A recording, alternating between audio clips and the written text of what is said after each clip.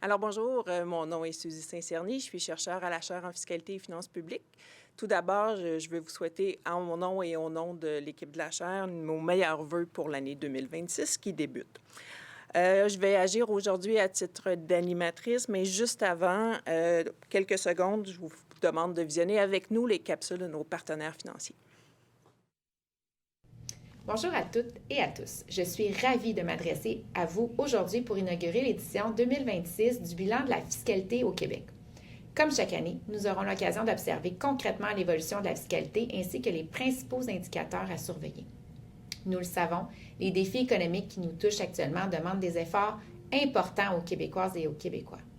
Nous l'avons constaté dans les plus récentes mises à jour économiques. Les gouvernements continuent à soutenir les entreprises et les contribuables, bien que d'une manière plus modérée. C'est dans ce contexte qu'il sera intéressant de voir comment le système fiscal québécois évolue par rapport aux autres juridictions, mais également comment il soutient la population. J'espère que cette année encore, l'équipe de la chaire nous démontrera les particularités de la fiscalité québécoise, notamment en matière de réduction des inégalités. J'aimerais saisir cette occasion pour vous réaffirmer l'appui des quelques 42 000 CPA du Québec dans vos démarches de recherche et d'innovation visant à relever les enjeux économiques et fiscaux propres à notre réalité. Sur ce, je vous souhaite une excellente présentation et une très belle année 2026. Bonjour à vous tous. Comme chaque année, l'APFF est heureuse de commanditer le bilan de la fiscalité présenté par la chaire de recherche en fiscalité et finances publiques de l'Université de Sherbrooke. Je profite également de l'occasion pour vous souhaiter une très belle année 2026 remplie de belles surprises. Alors, merci à nos fidèles et précieux partenaires financiers. On est très choyeux de les avoir. Donc, on se retrouve aujourd'hui pour le lancement de la 12e édition du bilan de la fiscalité du Québec, le bilan de la fiscalité au Québec. Luc Godbout et Tommy Gagné-Dubé, tous deux chercheurs et collaborateurs à la chaire et professeurs, vont vous présenter un aperçu de ce qu'on y trouve. Mais juste avant, on accueille avec grand plaisir M. Éric Girard, ministre des Finances. Je crois qu'on peut dire que c'est rendu une tradition. Il a accepté pour une 8e année d'être notre conférencier d'honneur. On aura, après l'allocution de M. Girard, 10 minutes probablement de période de questions. Donc, je vais me faire votre intermédiaire pour les questions. Vous pouvez donc utiliser la section questions et réponses du Zoom pour poser vos questions. Alors, sans plus attendre, je cède la parole à M. Girard. Ça avance pas. Est-ce que ça fonctionne? Non.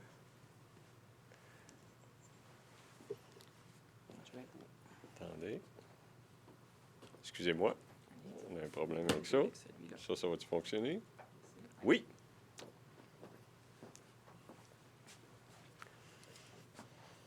D'accord. Alors, excusez-nous pour ce petit inconvénient.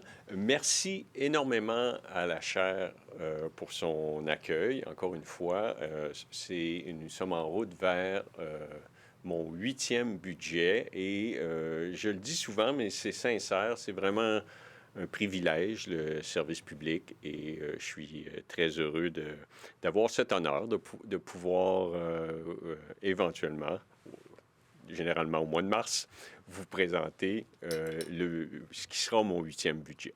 Alors, qu'est-ce qu'il y aura dans ce budget-là?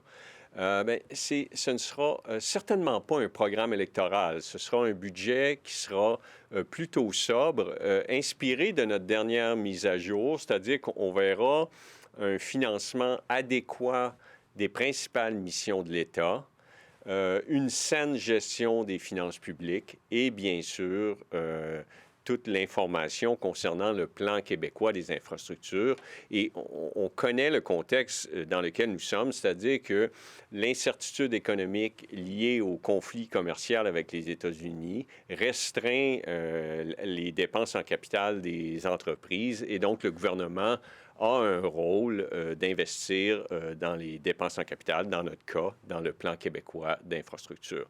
Vous le savez aussi, notre gouvernement a fait une fierté de protéger le pouvoir d'achat des Québécois et à la mise à jour, il y avait des gestes ciblés pour aider les Québécois. Et c'est certainement quelque chose que nous aimerions continuer de faire. Et si nous avions le privilège d'avoir un troisième mandat, je peux tout de suite vous dire qu'il y aurait une continuité à ce niveau-là. Les consultations budgétaires sont lancées. C'est quoi les consultations budgétaires? C'est l'occasion pour les acteurs de la société civile de venir nous dire ce qui est important pour eux. C'est déjà commencé. Je voyais des articles hier très pertinents sur des priorités ciblées. Et puis, évidemment, il y a un questionnaire en ligne pour les citoyens. Et je le dis tout de suite, sans prétention, ce n'est évidemment pas une consultation qui est scientifique, c'est un sondage. C'est important de se rappeler qu'au Québec, on a un potentiel économique qui est exceptionnel. Oui, on a une société où il fait bon vivre, mais on a aussi économiquement des atouts qui sont particuliers, qui nous appartiennent, qui sont exceptionnels.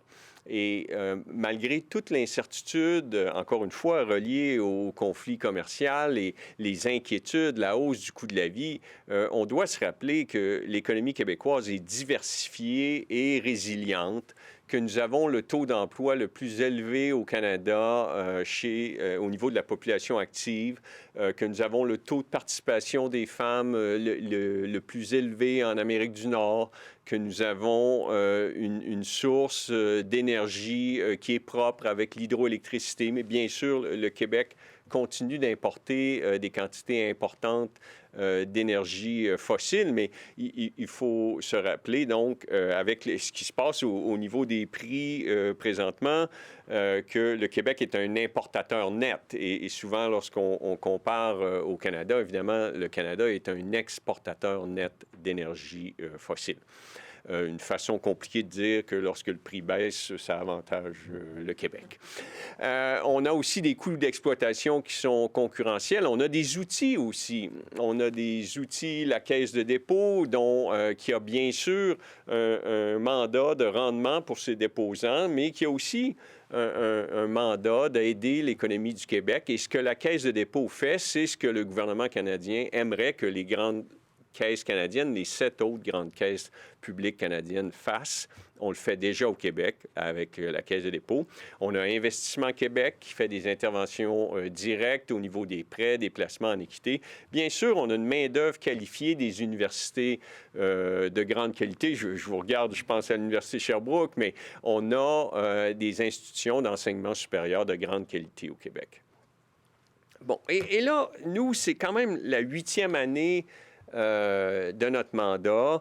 En 2018, nous avions dit que nous voulions protéger le pouvoir d'achat. À ce moment-là, ça s'exprimait par une bonification des allocations famille, puis une diminution, une uniformisation du taux de la taxe scolaire au Québec.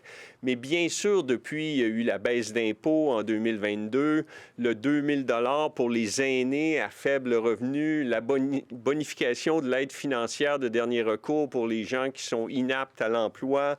Il y a eu le plafonnement des tarifs, il y a eu le plafonnement des stationnements d'hôpitaux, une mesure qui est extrêmement appréciée par les citoyens. Et tout ça pour dire, il y a lieu de se demander tous ces gestes-là. Puis moi, j'ai beaucoup aimé la page 25 du bilan de la fiscalité dont vous allez parler après, parce que ça montre qu'il reste énormément de travail à faire, mais le revenu réel disponible des Québécois depuis 2018 est en hausse de 9 % et la moyenne canadienne, c'est 5 %. Donc, les efforts du gouvernement ont aidé à passer à travers cette hausse du coût de la vie ou à y faire face plus qu'à passer à travers parce qu'il y a encore des répercussions. Et je pense qu'on peut dire de ce côté-là qu'on a fait du bon travail. Et contrairement à ce qui est véhiculé parfois, non, le dernier quintile de revenus n'est pas désavantagé. En fait, le premier quintile a bénéficié de gains sur les actifs boursiers exceptionnels. Le dernier quintile a par exemple, bénéficié de la bonification de l'aide financière de dernier recours, le 2 000 pour les aînés à faible revenu. Et donc, bien que 9 % ce soit une moyenne, les gens à plus faible revenu n'ont pas été défavorisés. Ça, c'est l'indicateur favori de notre premier ministre, François Legault. Le PIB par habitant, lorsque nous sommes arrivés au pouvoir, l'écart avec l'Ontario était de 16 %. L'Ontario, c'est un bon comparable. C'est la plus grande province. C'est une industrie manufacturière, une économie diversifiée, une province exportatrice. Et l'écart qui était de 16 %, ce chiffre-là est très constant dans le temps, là. Il n'y a pas eu de bris dans la série chronologique. On ne peut pas lier cet écart au pacte de l'automobile ou à la voie maritime du Saint-Laurent. Et là, en 8 ans, on a réduit l'écart de 6 %. Et même moi, lorsque j'avais énoncé cet objectif en 2019, j'avais un peu peur de le dire, 10 % et on y est arrivé. Et bien sûr, la prochaine étape, ce serait que dans les 10 prochaines années, on élimine cet écart de richesse. Et bien sûr, si on atteignait, par exemple, la moyenne canadienne de richesse, mais ça voudra dire que dans 10 ans, on aurait pu se sevrer, par exemple, de la péréquation pour laquelle nous recevons toujours près de 13 milliards par année. En fait, la moyenne des 10 dernières années, c'est 12 milliards de péréquation que nous avons reçus du gouvernement fédéral. On a néanmoins des défis. Je vous ai dit que le Québec avait un potentiel exceptionnel, mais présentement, il y a des tarifs sectoriels de 50 % sur l'aluminium, 46 % sur le bois d'œuvre. Il y aura une révision de l'accord Canada-États-Unis-Mexique en 2026. Et bien sûr, si les États-Unis faisaient une sortie unilatérale de l'accord, il y aurait des conséquences permanentes. Et je pourrais y revenir. On a également un vieillissement de la population. Le sommet démographique du vieillissement de la population au Québec va être autour de 2030. On a toute la problématique du taux de graduation des garçons. Ça, c'est un sujet dont je parle depuis 2018 avec les travaux de Robert Lacroix. Dernièrement, il y a eu un reportage dans les médias avec ma collègue députée Marois Risky qui est impliquée, puis qui a un lien, je crois, avec la chaire de fiscalité, mais il y a le taux de graduation des garçons, l'écart avec les filles qui est entre 5 et 7 % demeure un enjeu de société extrêmement important. On a un déficit d'investissement privé, de productivité, d'innovation. Le rétrécissement du secteur manufacturier au Canada est plus important qu'aux États-Unis. Or, lorsqu'on regarde l'ensemble des actions du gouvernement américain, puis croyez-moi, c'est pas toujours facile de saisir la cohérence de tout ce qui est fait, mais certainement de rapatrier de l'industrie manufacturière aux États-Unis qui a été perdue en Asie, mais la situation est pire au Canada. Et on a aussi des défis, bien sûr, au niveau de la réglementation et la compétition. Et c'est pour ça, et avant, j'aimerais dire, on pourrait se demander, est-ce qu'on a un désavantage fiscal au niveau des entreprises?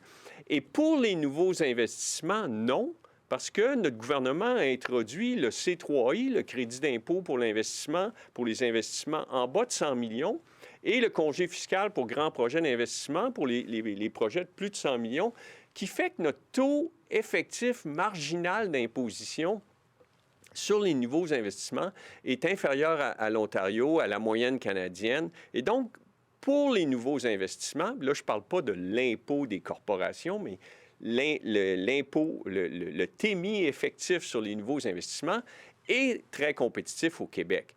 Par contre, c'est sûr que l'environnement réglementaire et compétitif du Québec est lourd. On se le fait dire, c'est compliqué faire des grands projets, ça prend du temps.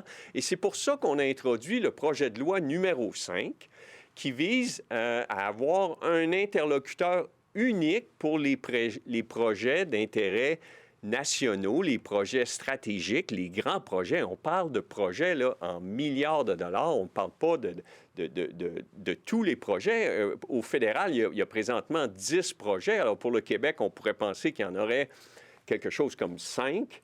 Éventuellement. Il n'y a aucun projet qui a été identifié actuellement, mais l'idée, c'est d'offrir une voie rapide et non une voie de contournement. Il y a eu un certain débat d'interprétation là-dessus. Oui, le gouvernement du Québec, comme le gouvernement canadien, se donne le pouvoir de modifier les dispositions de nos lois en vue d'accélérer des projets d'importance stratégique. Bon. Lorsqu'on regarde nos prévisions économiques, on prévoit, je vais faire des chiffrons, approximativement 1 de croissance en 2025 et 1 de croissance en 2026. Or, le PIB potentiel du Québec est quelque part entre 1,5 et 1,7. Permettez-moi d'être optimiste et de dire 1,7. Ça veut dire que si on fait 2 années à 1 ça veut dire que l'état actuel du conflit commercial nous coûte 1,5 de PIB de façon permanente. Or, on a des scénarios alternatifs, et le scénario alternatif, c'est un scénario de récession où les États-Unis se retiraient de l'accord. Et ce qui est important lorsqu'on regarde ce graphique-là, puis c'est d'une clarté et d'une simplicité en même temps, c'est que les deux lignes ne se croisent pas. C'est-à-dire que si les tarifs sont permanents, les impacts économiques seront permanents. Et donc, on sera perpétuellement sur une trajectoire de croissance inférieure à ce qu'elle aurait été dans un contexte où on continue d'évoluer avec pleine libéralisation des échanges et du mouvement des personnes, les biens, les services dans l'Amérique du Nord, qui est un marché de 500 millions d'habitants. Et non, le marché canadien de 40 millions par habitant ne peut remplacer l'accès à un marché de 500 millions d'habitants, d'autant plus que le consommateur américain est le plus grand consommateur au monde. Bon, ça, c'est un peu l'éléphant dans la pièce, parce que maintenant, on va parler de finances publiques. Bien sûr, après le budget 25-26, le Québec a subi une décote de S&P. Et qu'en est-il de notre cote de crédit? Alors, d'abord, il faut savoir que S&P est extrêmement négatif sur le Canada. Par exemple, la Colombie-Britannique a été décotée 4 fois par S&P depuis la pandémie. Il y a eu des actions au niveau des perspectives positives qui ne sont plus positives, des perspectives neutres qui sont négatives au niveau de l'île du Prince-Édouard, la Nouvelle-Écosse, le Nouveau-Brunswick, même l'Ontario a perdu une perspective positive. Alors, qu'en est-il de notre cote de crédit? Alors, elle est revenue au niveau de S&P là où elle était en 2017. Parfois, j'entends des chroniqueurs, pas des journalistes économiques là, comme Francis Veil ou Gérald Filion, des chroniqueurs qui parlent là, comme si on avait chuté de 30 ans au niveau du rating. Mais non, en 2017, il y avait eu une hausse de S&P. On a perdu cette hausse. Et aujourd'hui, Moody's nous cote plus élevé que l'Ontario et S&P cote l'Ontario plus élevé que le Québec. Alors, en moyenne, c'est quoi? Qu'est-ce que les marchés financiers interprètent? Que la cote de crédit de l'Ontario et du Québec sont équivalentes. On transige d'ailleurs en moyenne dans le 10 ans au même niveau que l'Ontario. Et pourquoi on a été décoté? C'est une question qui est fondamentale. On a été décoté parce que selon S&P, on ne peut pas faire plus de dépenses en capital que 10 de nos revenus. Si vous faites des dépenses en capital, c'est un ratio. C'est votre déficit, les dépenses en capital sur vos revenus. Mais si vous excédez 10 de vos revenus, c'est un ratio où vous vous mettez à risque. Or, les revenus du Québec sont de 165 milliards. Et donc, selon S&P, on devrait faire 16 à 17 milliards de dépenses en infrastructure par année. Or, nous faisons de 19 à 20 milliards. Et pourquoi? Bien, parce qu'il y a un conflit commercial, parce que nos infrastructures ont toutes été construites dans les années 60 et 70 et donc sont désuètes. Il faut faire des investissements importants. Et nous, lorsqu'on a vu ce conflit commercial au budget 25-26, on n'avait pas le choix de vouloir soutenir l'économie et nous avons déterminé que les dépenses en infrastructure étaient les dépenses les plus cohérentes avec le potentiel économique à long terme. Autrement dit, on savait qu'on augmentait notre niveau de dette, mais on voulait faire le bien économiquement. On a choisi les dépenses en infrastructure. Et donc, on pourrait dire aisément qu'on était un bon 7-8 mois en avance sur le gouvernement fédéral qui a décidé quoi lors de son budget? De faire des dépenses en capital et principalement, dans leur cas, dans des dépenses militaires. Dans notre cas, ce sont des hôpitaux des écoles, des institutions d'enseignement supérieur. Et si vous avez suivi un peu le dépôt du budget, on s'est fait reprocher de ne pas faire suffisamment d'infrastructures en enseignement supérieur et au niveau des hôpitaux. Et permettez-moi de suggérer que nous étions à la bonne place parce qu'on se fait demander d'en faire plus par la société civile. Puis de l'autre côté, on a S&P qui dit qu'on en fait trop. Alors, qu'est-ce que les marchés financiers pensent de tout ça? D'abord, après le budget, nous avons fait la plus grande émission de l'histoire d'une province sur les marchés européens au même niveau que l'Ontario. Les marchés financiers apprécient notre cadre financier, notre plan de retour à l'équilibre budgétaire crédible avec des mesures aux revenus, des mesures aux dépenses. Et il faut bien le dire que le seul fait d'avoir un plan amène énormément de crédibilité parce que la plupart des gens qui sont en déficit n'ont aucun plan. Il n'y a pas de plan de retour à l'équilibre budgétaire en France, en Angleterre, aux États-Unis, au Canada et dans de nombreuses provinces canadiennes. Alors, présentement, hier, nous avons réalisé la plus grande opération de financement de l'histoire des provinces canadiennes sur le marché américain, près de 4,5 milliards de dollars US. C'est 6 milliards de dollars canadiens. C'est 1/6 de notre programme de financement de l'an prochain en une transaction. Alors, les marchés financiers apprécient énormément le travail qui est fait par l'équipe de financement du ministère des Finances, mais le cadre financier, le plan du gouvernement du Québec est apprécié par les marchés financiers. Je continue. J'entendais hier un candidat au leadership d'un parti politique du Québec dire déficit historique. Tiens donc, déficit historique. Quel est-il, le déficit? Je vous rappelle que le déficit 24-25, grâce aux revenus de tabac et la non-utilisation de la provision pour éventualité, a été révisé à 1 % du PIB. OK? 1 % du PIB. 25-26, c'est là où on anticipait le plus haut déficit. Je vous rappelle qu'on anticipait 13,6 milliards, mais depuis, on l'a revisé à 12,4. Ce 12,4 inclut 2,5 milliards de versements au Fonds de génération. Donc, sur une base comparable, il faut l'enlever. On est donc à un déficit comptable de 10 milliards qui inclut quoi? Bien, les experts comme la chaire en fiscalité, puis comme les bons journalistes le savent, une provision pour éventualité de 2 milliards. Donc, si cette provision n'était pas utilisée, à la fin de l'année, soudainement, le 10 milliards qui correspond à 1,5 % du PIB, bien, il serait plus bas.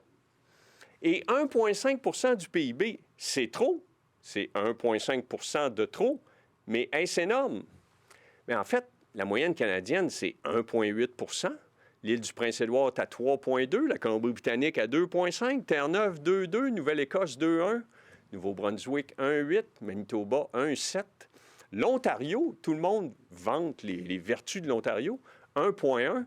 L'Alberta et la Saskatchewan, je ne fais pas de prévision budgétaire sur l'Alberta et la Saskatchewan, mais c'est certain que leur situation budgétaire est liée au prix de l'énergie. Alors, le déficit du Québec est trop élevé, un déficit comptable de 10 milliards. On s'en occupe, on a un plan, et non, ce n'est pas un déficit historique. Il y a déjà eu des déficits de plus de 3 % du PIB au Québec, à plusieurs reprises d'ailleurs. Alors, le plan, c'est quoi? C'est de graduellement revenir à l'équilibre budgétaire avec des mesures aux revenus qui totalisent 2 milliards par année en 2029-2030, la 5e année du plan, et des mesures aux dépenses de 3 milliards par année qui incluent la consolidation des espaces à bureaux, qui incluent le non-remplacement de départ à la retraite, qui incluent le sevrage des agences privées dans le réseau de la santé. Et bref, il y a des mesures aux dépenses pour 3 milliards. Il y a des mesures aux revenus et nous sommes... Vous savez, je voyais les commentaires de la chaire qui disaient on aurait pu faire plus que 2 milliards aux revenus. Oui, mais j'aurais un commentaire à faire là-dessus. Nous sommes le seul gouvernement au Canada qui a des mesures aux revenus. Les autres gouvernements n'ont pas eu le courage de faire des mesures aux revenus. Nous avons restreint des crédits d'impôt qui ont été créés il y a 30 ans au Québec dans l'industrie du jeu vidéo, des effets spéciaux, des technologies de l'information, alors que le taux de chômage au Québec était de plus de 10 %. Et au Québec, en 2025, on subventionne des salaires dans l'industrie privée. Et nous avons eu le courage de réduire ces subventions de 30 %. Nous sommes le seul gouvernement au Canada avec des mesures aux revenus. Le vérificateur général a dit « Oui, mais il y a un écart à résorber de 2,5 milliards. » Mais je le sais, c'est moi qui l'ai mis. Pourquoi il y a un écart à résorber? Mais parce qu'on doit déposer, nous devions déposer un plan de retour à l'équilibre budgétaire dans une guerre commerciale. Il était impossible d'avoir un plan de retour à l'équilibre budgétaire en pleine guerre commerciale. Aussitôt que le Canada aura une entente de révision de l'accord Canada-États-Unis-Mexique, que le potentiel économique du Québec et du Canada peut être relevé, ces écarts à résorber-là vont disparaître. Ils sont inexpliqués parce qu'on fait face à un contexte extrêmement difficile. Et je vous rappelle que ce 2,5 milliards correspond au versement de fonds de génération parce qu'on atteint l'équilibre comptable. L'écart à résorber est à peu près de la taille du versement au fonds de génération. Je continue. Les infrastructures, j'en ai parlé. Le poids de la dette. Parfois, en Chambre, mes collègues de l'opposition disent « Le Québec a perdu le contrôle sur sa dette. Alors, au 31 mars 2026, on prévoit avoir 40 % de dette nette par rapport au PIB. » Quelques commentaires là-dessus. C'est moins que lorsque nous sommes arrivés au pouvoir. Le 31 mars 2019, la dette nette par rapport au PIB était de 43 %. Elle était de 41 % après la pandémie. Et avec tous les investissements qu'on fait en infrastructure, qui ne plaisent pas à S&P, on va toucher le 41 %, le niveau qui précède la pandémie. Alors, la situation de la dette du Québec est totalement sous contrôle et on a des objectifs de réduction de dette. Et encore une fois, nous sommes le seul gouvernement au Canada avec de tels objectifs. Le programme de financement, j'en ai parlé. J'aimerais conclure. Il y aura quoi dans le budget? Il y aura un financement adéquat des principales missions de l'État. Il y aura un nouveau plan québécois d'infrastructure.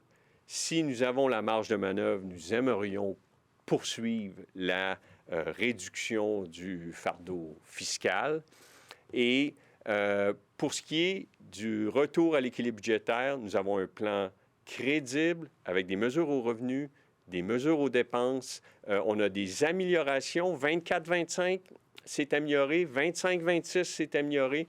On a un plan crédible qui est apprécié par les marchés financiers et on va continuer de l'exécuter. Ça me ferait plaisir de prendre des questions. Il nous reste un petit peu de temps, en effet, pour les questions. Merci, M. Girard, pour votre présentation.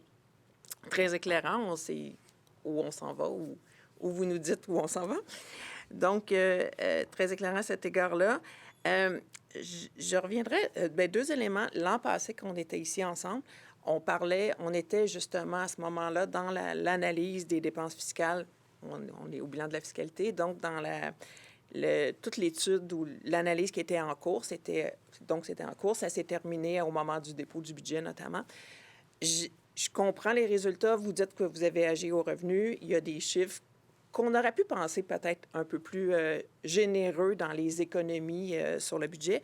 Je voudrais vous entendre sur l'exercice, la difficulté de cet exercice-là. Qu'est-ce que vous en avez pensé après coup par rapport à si vous vous situez avant, au moment où vous le mettez en place? Bien, d'abord, c'est un effort colossal du ministère des Finances, en premier lieu. La Chaire a fait un travail remarquable aussi et d'autres collaborateurs, là, je tiens à le souligner, mais on parle de 270 mesures pour plus de 50 milliards de dépenses fiscales, grosso modo, qui ont été analysées. Et quant à l'ampleur de l'exercice, bien, au départ, il y avait la hausse du taux d'inclusion de gain de capital, une mesure qui nous avait été fortement suggérée par le gouvernement fédéral. Et le gouvernement fédéral a politisé cette mesure en ne la mettant pas dans sa loi du budget. Puis après ça, il y a eu une élection, puis il y a eu une course au leadership. Puis les mêmes gens qui proposaient cette mesure étaient devenus contre. Bref, on aurait pu avoir 3 milliards de 2,8 milliards de gestes aux revenus, mais une fois qu'on a perdu les revenus de la hausse du taux d'inclusion, on a fini à 2 milliards. Je pense que il faut être conscient qu'on a une grande orientation structurelle de réduire le fardeau fiscal. Et donc, ces resserrements fiscaux-là, même si la moitié de ça se passe au niveau des entreprises, le 2 milliards, c'est essentiellement 1 milliard au niveau des entreprises par année, 1 milliard au niveau des individus. Bien, c'est beaucoup dans un contexte où, parce qu'il faut se rappeler, notre 2 d'inflation qu'on anticipe, là, on sait que pour le logement, c'est plus 5 pour l'alimentation, c'est plus 3 Les gens dont leur panier de consommation est centré sur les besoins de base, pour eux, c'est difficile, la situation actuelle, et on doit tenir compte de ça. Et j'aimerais dire une chose qui est extrêmement importante. J'ai eu cette discussion-là avec mes enfants, et je vais citer Tiff Macklem, notre gouverneur de la Banque centrale. Il faut être conscient que les prix ne redescendront pas, là. Oui, l'inflation baisse, mais on a eu une hausse de l'inflation de plus de 8 en 2022, et dans aucun scénario, on anticipe une baisse des prix. Donc, nous sommes condamnés à augmenter les revenus pour aider les gens face à la hausse du coût de la vie. Merci. On a dépassé un peu le temps, mais je prends quand même une dernière question pour vous. Vous avez parlé beaucoup d'économie, de perte de potentiel, en fait, que vous anticipez s'il n'y a pas de nouvelle entente avec les États-Unis ou si c'est...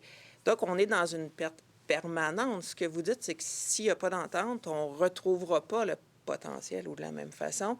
Et d'où, je rallonge ma question, puis je m'arrête après, où là, le retour à l'équilibre et l'écart à résorber, vous liez l'écart à résorber aussi un peu à cette entente-là. C'est un peu ce que vous nous dites. C'est-à-dire que nous, l'écart à résorber, dans le scénario de base, on n'arrive pas à résorber l'écart. Okay? Il y a un 2,5 milliards qui est inexpliqué. Ce que je dis, c'est que si nous avons un scénario positif où il y a une révision de l'accord qui permet un maintien de l'accès aux 500 millions d'habitants de l'Amérique du Nord, puis par exemple, si les tarifs sur l'aluminium passaient de 50 à 10, là où ils étaient dans la première administration Trump, bien, à ce moment-là, on va avoir un gain de croissance qui va aider à identifier ce 2,5 milliards non identifié. Dans le cas où il y aurait un retrait unilatéral des États-Unis de l'accord de libre-échange, il faudrait suspendre la loi sur l'équilibre budgétaire parce que nous serons en récession. Nous serions en récession, on ne se le souhaite pas. Et ce n'est pas dans l'intérêt des Américains de se retirer de l'accord Canada, États-Unis, Mexique, mais la rationalité économique n'est pas toujours le principal critère des décisions de l'administration américaine. On va se laisser sur ces mots-là.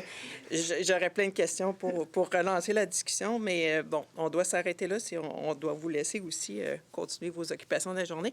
Donc, on termine ce segment. Encore une fois, vraiment, merci d'avoir été là. C'est vraiment très, très apprécié. Je rappelle que les consultations prébudgétaires sont donc en cours à partir de maintenant. Les gens peuvent aller sur le site pour trouver le questionnaire qui s'adresse à tout le monde. Donc, c'est ça. Donc, merci encore une fois pour merci votre beaucoup et merci encore une fois à la chaire pour son travail remarquable. Et le bilan est vraiment une lecture extrêmement intéressante. Je vous la recommande. Merci beaucoup. Merci. Merci à vous. Au revoir. On est donc rendu à la présentation du contenu de ce fameux bilan. Je pense que M. Gérard en fait un bon porte-parole, donc c'est apprécié. Ça va donc être Luc Godbout et Tommy Gagné-Dubé qui vont vous présenter le contenu. Je tiens encore une fois à dire que même si c'est eux qui sont là pour le présenter, c'est un travail d'équipe à la chaire. On travaille en équipe beaucoup, donc je tiens à remercier tous ceux de l'équipe qui ont contribué à l'édition 2026 du bilan. Encore une fois, s'il reste du temps, il y aura des questions. Vous pouvez donc, dès maintenant, là, au fur et à mesure, poser vos questions et je vais pouvoir les relayer au présentateur.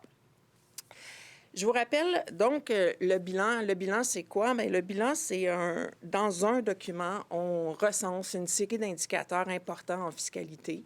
Chaque année, on présente ça. Ça permet de situer le Québec par rapport à lui-même dans le temps, situer le Québec par rapport à d'autres juridictions dans le monde et à travers le Canada. Le bilan il y a beaucoup de choses dans le bilan. Donc, il y a le mot du titulaire, il y a 7 sections thématiques, il y a une quinzaine de tableaux, plus de 60 graphiques et plus de 35 encadrés d'analyse. Donc, chaque année, on retrouve les mêmes indicateurs, mais chaque année, il y a des nouveautés, notamment à travers ces encadrés-là. Aujourd'hui, on ne vous présente bien sûr pas tout ça. C'est un simple extrait. Donc, c'est ce que mes collègues vont vous présenter. Je tiens à préciser que on publie au même moment aussi un autre document, un document complémentaire. Il s'agit des annonces fiscales 2025, donc les annonces qui ont été faites au Québec, au fédéral et dans les autres provinces, résumées sur la base de thématiques aussi ou par assiette fiscale. Donc, ça aide aussi à voir ce qui s'en vient éventuellement pour nos indicateurs qu'on présente dans le bilan. Donc, tout au long de la présentation, on va émailler un peu ça de ce qu'il y a eu comme annonce principale dans l'année. Donc, dès lors, je cède tout de suite la parole à Luc qui va commencer avec quelques extraits du mot du titulaire, justement. Alors, merci beaucoup. Bonjour à tout le monde. Donc, on est bien content de vous retrouver. Donc, oui, quelques constats budgétaires pour le Québec. Pardon. Alors, qu'est-ce qu'on peut retenir de la dernière année? Ce qu'on peut retenir, on ne peut passer sous silence l'examen des dépenses fiscales que le ministre a souligné. Donc, quelle est l'ampleur? Nous, on dit que l'ampleur reste, somme toute, assez modeste. Donc, ça s'est conclu avec le budget 2025. On va regarder un peu ce qui a été fait là-dedans. On est conscient que ça reste un exercice extrêmement difficile pour le gouvernement et un ministre des Finances d'analyser les mesures fiscales et de les restreindre parce que les groupes qui bénéficient des mesures sont un peu contre la restriction à l'égard des mesures fiscales. Donc, dans le budget 2024, le ministre annonce qu'il y aura un examen des dépenses fiscales. Mais pour être bon joueur, dans le budget 2024, le ministre a déjà fait des resserrements à certaines mesures fiscales, notamment qui touchent les technologies de l'information. Et si on regarde, bien, pour l'année 29-30, ça donne grosso modo des revenus qui vont être récurrents de près de 500 millions. L'exercice s'enclenche.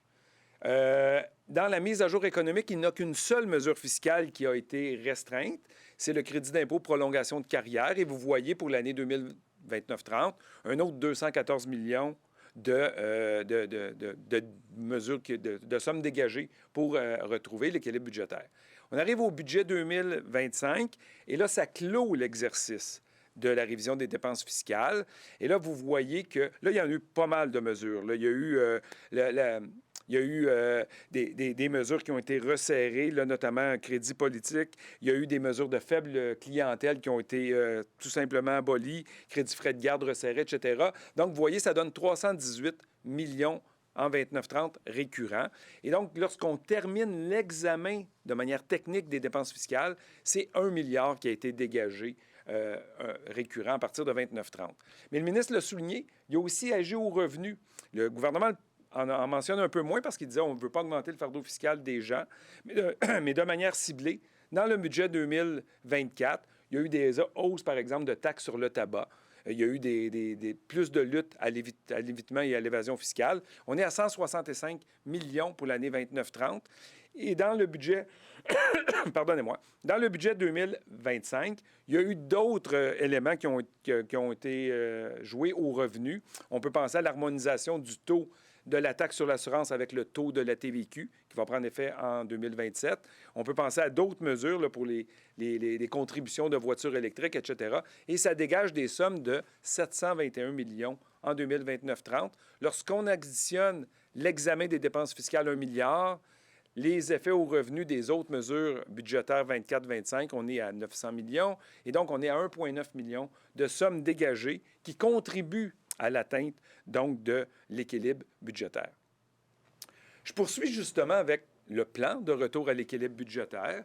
Donc, si on regarde du côté des revenus du gouvernement du Québec en pourcentage de la taille de l'économie, donc en pourcentage du PIB, on constate qu'entre l'année 25-26 et l'année 29-30, le poids des revenus dans l'économie demeure assez stable, 24,8, 24,6. Donc, il n'y a pas de nouveaux effets ou apports du côté des revenus autres que ceux qui avaient été annoncés précédemment.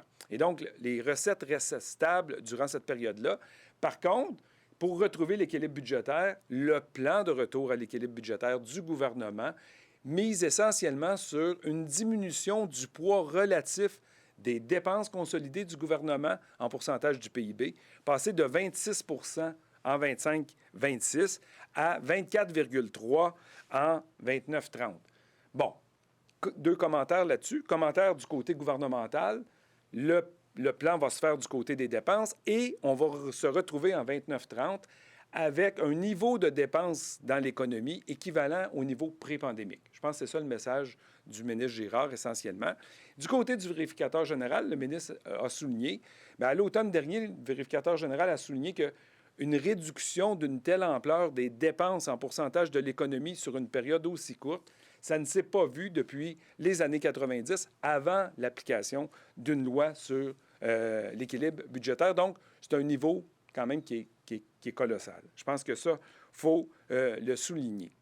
Et autre élément qui confirme un peu que la volonté de retrouver l'équilibre budgétaire va se faire du côté des dépenses et non pas du côté des revenus à partir du plan qui a été présenté en mars 2025, c'est que lorsqu'on compare à la mise à jour économique de l'automne versus le budget qui était présenté en mars 2025, on s'aperçoit que la croissance économique a été plus faible, donc des effets sur les revenus plus faibles. Bien, pour chaque dollar qui est apparu en moins dans le budget en revenus, le gouvernement a réduit le niveau de dépenses d'une même ampleur. Donc, prenons l'année 27-28. La conjoncture économique entre le budget de mars 25 et la mise à jour a fait en sorte qu'il y aura 940 millions de moins aux revenus. Bien, comme par magie, il y aura 940 millions de moins en dépenses pour que le solde déficitaire reste inchangé dans le plan de retour à l'équilibre budgétaire. Donc, je pense que c'est important de le souligner. Le plan actuel du gouvernement, c'est on retrouve l'équilibre budgétaire en limitant la croissance des dépenses pour les 5 prochaines années. Merci, Luc. Tommy, c'est ton tour. On commence avec le contenu vraiment des données fiscales du bilan. Merci, Suzy. Oui, tout à fait. Donc, le premier indicateur qu'on vous présente, c'est celui, probablement le plus connu du bilan, du taux de pression fiscale, donc qui mesure le rapport entre les recettes fiscales qui sont perçues et le produit intérieur brut. Évidemment, donc, ça mesure aussi donc, le degré de fiscalisation d'une juridiction. Évidemment, il n'y a pas un seul indicateur qui peut donner un portrait complet. Donc, c'est pourquoi aujourd'hui, on va vous présenter celui-là en premier, mais ensuite, on va présenter une série d'indicateurs et il y en a encore davantage, comme Suzy le soulignait tout à l'heure, dans le bilan. Donc, la première composante du taux de pression fiscale, ce sont les recettes fiscales. Donc, vous voyez à l'écran, c'est constitué de l'ensemble des prélèvements fiscaux qui sont effectués par l'ensemble des administrations publiques. Donc, au Québec, on a le fédéral, le gouvernement du Québec, les administrations locales et les régimes de pension. En 2024, le total des recettes prélevées par l'ensemble de ces administrations-là était de près de 240 milliards. Et si on le décompose par administration, donc on voit que on a le tiers des recettes qui ont été prélevées, qui ont pris le chemin du gouvernement fédéral, à peu près la moitié pour le Québec, 8 pour les administrations locales et 11 pour le régime des rentes du Québec.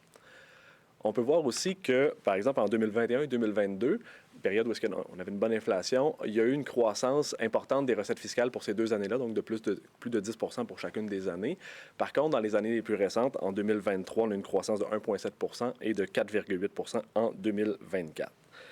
Si on prend le total des recettes fiscales, donc le 238 milliards qu'on voyait tout à l'heure, et qu'on le divise par le PIB, donc environ de 620 milliards, ça nous donne un taux de pression fiscale pour 2024 de 38,6 que vous voyez à l'écran. Ce taux-là va nous permettre de se comparer, notamment dans le temps, mais avec d'autres juridictions, ce que Luc va faire dans quelques instants, mais juste avant, juste vous ramener le graphique de gauche, où est-ce qu'on voit les recettes fiscales, et le mettre en comparaison avec le graphique de droite, avec le taux de pression fiscale, on voit finalement on est de retour en 2024 à 38,6 au taux de 2019, donc avant la pandémie. Donc, ça nous amène à un poids de la fiscalité qui est similaire à ce qu'il y avait avant la pandémie, mais comparons-nous avec ce taux de pression fiscale-là avec les autres juridictions.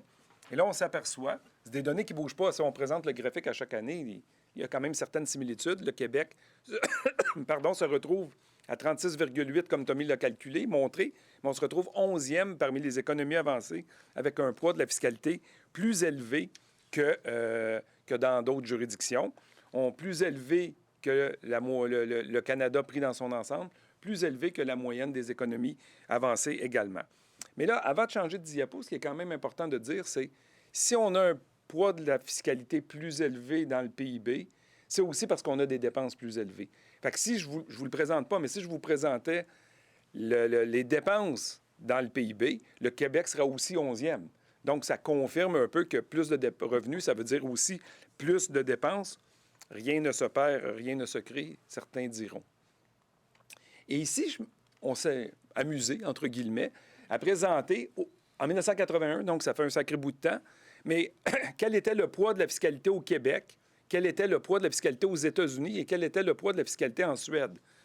Et là, on s'aperçoit qu'au début des années 80, le Québec était plus proche du poids de la fiscalité américaine que du poids de la fiscalité suédoise. Qu'en est-il au fil des années? Bien, on s'aperçoit que le poids de la fiscalité au Québec a augmenté qui a fait en sorte que finalement, le poids est parti de plus près des États-Unis et maintenant, nous sommes plus près de la Suède en termes du poids de la fiscalité. Donc, un basculement sur une quarantaine d'années avec un poids de la fiscalité et donc plus de services publics qui ont été faits dans le temps. Donc ça, je pense que ça reste également pertinent de le souligner. Si on va voir du côté du poids de la fiscalité, toujours le même indicateur, donc toujours le même 38,6 en 2024 pour le Québec, mais on s'aperçoit que c'est la province canadienne où le poids de la fiscalité est le plus élevé. Donc ça aussi, il faut le souligner. Puis les provinces qui ont le poids le plus faible, c'est des provinces productrices de pétrole, donc les provinces à gauche là, du graphique, Alberta, Saskatchewan, Terre-Neuve, un poids de la fiscalité qui est manifestement plus faible. Si on veut voir comment le poids de la fiscalité a évolué au cours des 10 dernières années, bien là, on va essayer de voir comment ça a évolué au sein des provinces canadiennes. Tantôt, le ministre il dit, on a fait des efforts aux revenus.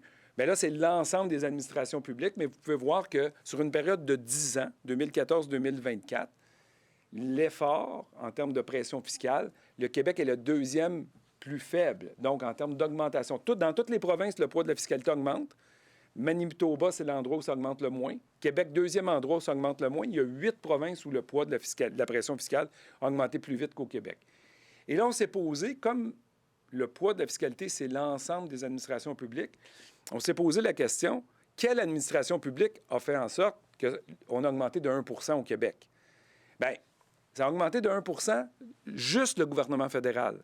Si on prend Intramuraux Québec, le gouvernement du Québec, moins 0,1, les administrations locales, moins 0,8, puis le RRQ, plus 0,9, tout ça vient à s'effacer finalement.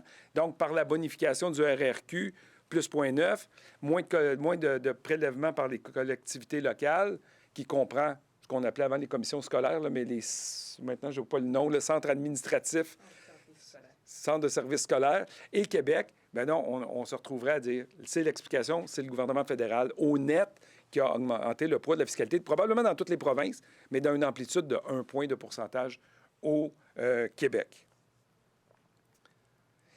Et si, dans la diapo précédente, le Québec a augmenté moins son poids de la fiscalité que l'Ontario, bien c'est normal que sur une période de 10 ans, l'écart de poids de la fiscalité entre le Québec et l'Ontario a rapetissé. On était à 4,5 points de pourcentage d'écart en 2014. On a diminué de moitié. On est rendu maintenant à 2,3 points d'écart entre le poids de la fiscalité du Québec et le poids de la fiscalité ontarienne. Donc, je change un peu de sujet ici, mais comme Suzy le présentait au début, en même temps qu'on lance le bilan de la fiscalité, on lance aussi un cahier complémentaire qui vient présenter les principaux changements fiscaux, donc en 2025, qui ont eu lieu au fédéral, au Québec et dans les autres provinces. On en a recensé près de 150 cette année, donc la fiscalité, c'est un domaine qui évolue rapidement. Et pour faire changement cette année, plutôt que de les présenter au début, on va les disséminer dans la présentation selon le mode d'imposition auquel ils s'appliquent, mais on a quand même quelques constats généraux qu'on peut faire. Donc, un premier constat général qu'on peut faire, c'est que les thèmes dominants dans les mesures fiscales qui ont été adoptées au Canada, pour la 3e année consécutive, je dirais, sont assez similaires, donc le coût de la vie et l'habitation. Par contre, un changement qu'on peut voir cette année, c'est que les mesures sont plus ciblées. Donc, on a des mesures moins générales et plus spécifiques. Et aussi, même si la plupart des discours budgétaires des provinces au cours de la dernière année et du fédéral faisaient état d'enjeux, de défis pour l'économie, de défis pour les finances publiques, la grande majorité des annonces fiscales qui ont été faites ont été des baisses de recettes fiscales. Donc maintenant, on va passer au prochain indicateur. Donc, on va s'intéresser à la manière de prélever les recettes fiscales. Et l'indicateur qu'on va regarder, c'est la structure fiscale qui permet de comprendre comment est-ce qu'on taxe dans une juridiction. Puis, contrairement à la pression fiscale, il faut savoir que ce n'est pas en pourcentage du PIB, mais c'est plutôt de savoir comment on répartit les recettes à l'intérieur d'une administration. Le dénominateur, ce sont les recettes totales qui sont prélevées. Et donc, pour le Québec, on peut voir que, encore une fois, si vous nous avez écouté les années dernières, ça n'a pas changé. La principale source de recettes, ce sont les impôts sur le revenu des particuliers, plus du tiers. Ensuite, on a les taxes à la consommation, qui comprennent à la fois la TPS et la TVQ, mais aussi toutes les autres taxes de vente, comme la taxe sur les primes d'assurance, taxe sur l'hébergement touristique, ainsi de suite, qui composent 23 de l'assiette fiscale. À 16,9 de l'assiette fiscale, on a les cotisations sociales, par exemple les cotisations au régime des rentes du Québec, à l'assurance-emploi, au régime québécois d'assurance parentale, les primes versées à la RAMQ également. Ensuite, à 11,1 du total des recettes, les impôts sur les bénéfices des sociétés. À 7,8 les impôts sur le patrimoine, donc essentiellement les impôts fonciers, municipaux et scolaires. Et à 4,6 les taxes sur la rémunération. Si on se compare au reste du Canada, le portrait est très similaire. Donc, on peut voir, par exemple, qu'au Québec, on utilise légèrement plus les impôts sur la consommation, les cotisations sociales et les taxes sur la masse salariale. Donc, l'écart est un petit peu plus grand pour ce dernier mode d'imposition-là. Et le reste du Canada utilise davantage les impôts sur les bénéfices des sociétés, les impôts sur le patrimoine et, dans une moindre mesure, les impôts sur le revenu des particuliers. Aussi, lorsqu'on se compare avec les économies avancées de l'OCDE, on peut voir quel est le principal mode d'utilisation, le principal mode d'imposition qui est utilisé. Et donc, sur les 31 économies avancées de l'OCDE, on a 12 qui, comme le Québec, ont l'impôt sur le revenu des particuliers comme principal mode d'imposition. On a 12 autres pour lesquels ce sont les cotisations sociales et finalement 7 pour lesquels ce sont l'impôt les taxes à la consommation, les impôts sur la consommation. Cela dit, les impôts sur la consommation ont la particularité que dans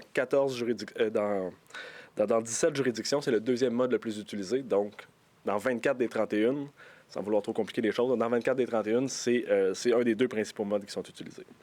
Si on élargit un peu le portrait et qu'on s'intéresse à tous les pays qui sont disponibles dans la base de données sur les recettes publiques de l'OCDE, donc on parle de 125 juridictions, on ajoute aux pays de l'OCDE des pays d'Amérique latine, des pays d'Afrique, des pays d'Asie, on voit qu'il y a toujours seulement 12 juridictions dont le principal mode d'imposition est l'impôt sur le revenu des particuliers.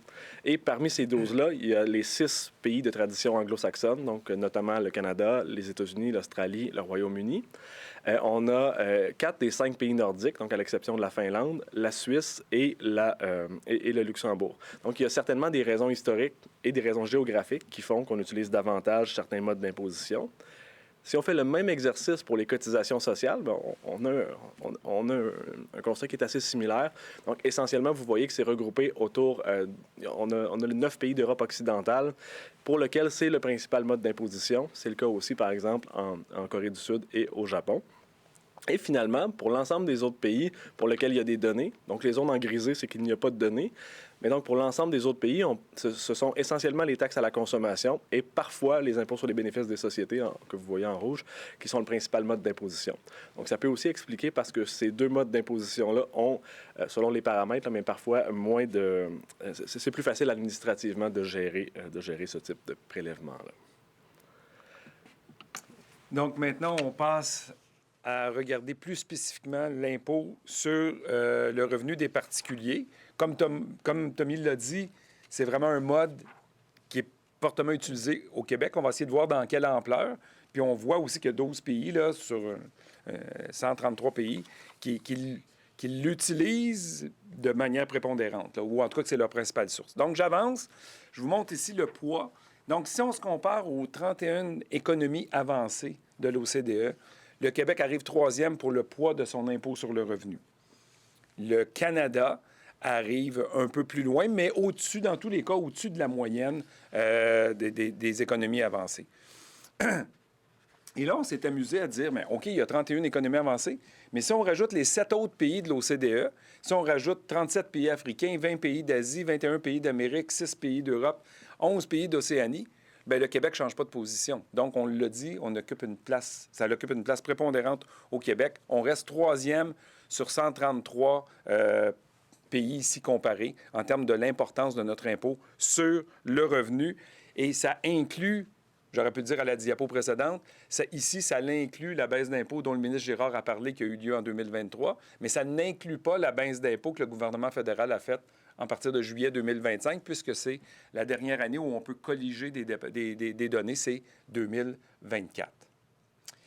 Fait que je poursuis ici l'analyse, parce que qui dit poids de l'impôt sur le revenu dit aussi barème d'imposition des revenus que l'on gagne.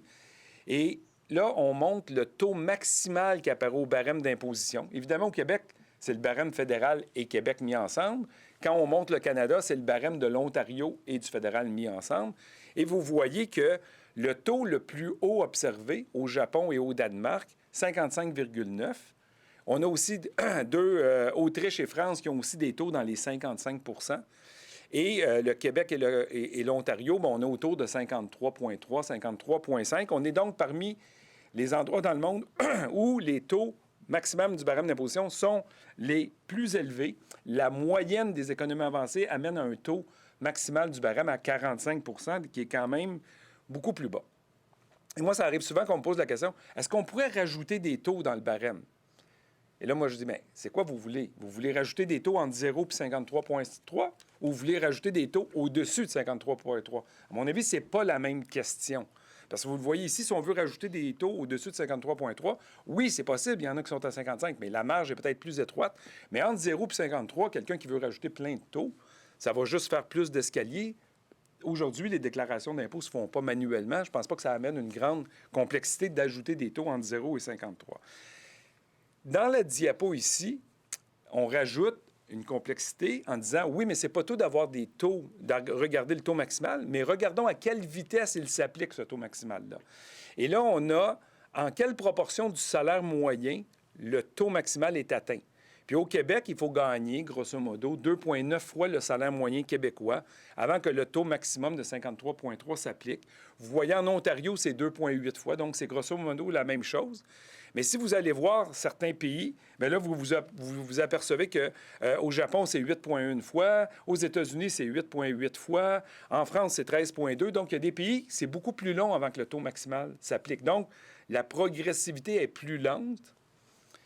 Et au contraire, dans d'autres pays, comme des pays scandinaves, prenons le cas de la Suède, bien là, c'est à 1,1 fois. Donc, dès qu'on gagne le salaire moyen, essentiellement, on est déjà, les dollars additionnels vont être taxés au taux maximum supérieur.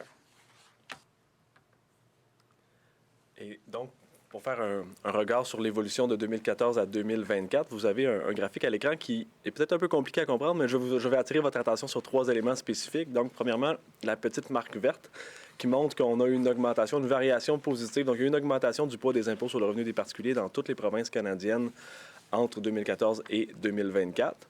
La partie qui est en rouge rosé, là, où est-ce qu'on voit la variation fédérale. Donc, encore là, le poids des impôts fédéraux en proportion du PIB a augmenté dans chacune des provinces, de manière variable, mais néanmoins dans chacune des provinces. Et ce sur quoi je veux surtout attirer votre attention, c'est la variation provinciale. Donc, la variation provinciale, elle diffère d'une province à l'autre, mais surtout, elle diffère de la variation fédérale à l'intérieur de la même province, alors que pourtant, les bases fiscales sont très comparables. Donc, qu'est-ce qui peut expliquer ça? Bien, par exemple, pour le Québec, il y a eu la baisse d'impôt récente de l'impôt sur le revenu des particuliers, mais il y en avait aussi eu d'autres au début de la période. En Colombie-Britannique, on a retranché une portion de l'impôt sur le revenu des particuliers qu'on a plutôt transféré en créant un impôt sur la masse salariale qui n'existait pas auparavant. Donc, ce sont des facteurs, des décisions provinciales qui peuvent expliquer ces variations différentes-là. Parmi les annonces fiscales de 2025 aux impôts sur le revenu des particuliers, donc lesquelles peuvent éventuellement avoir un impact sur les indicateurs du bilan ou présentent un intérêt, bien, d'abord, le ministre l'a souligné, Luc l'a souligné aussi, il y a eu abandon de la réforme du gain en capital.